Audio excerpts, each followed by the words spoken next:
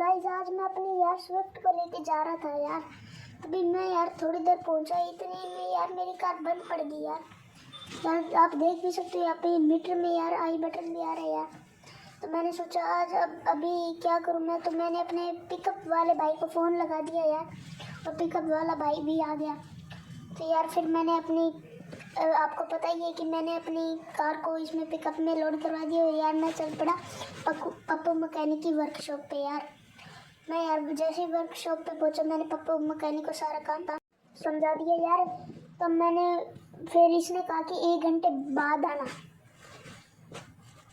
5 hour later. यार मैं अपनी कार को स्टार्ट करके देखता हूँ कि स्टार्ट होती है नहीं। यार ऐसी वीडियोस देखनी है तो हमारे चैनल को लाइक शेयर सब्सक्राइब ज़रूर से कर दें। Thank you so much for watching, bye, take care.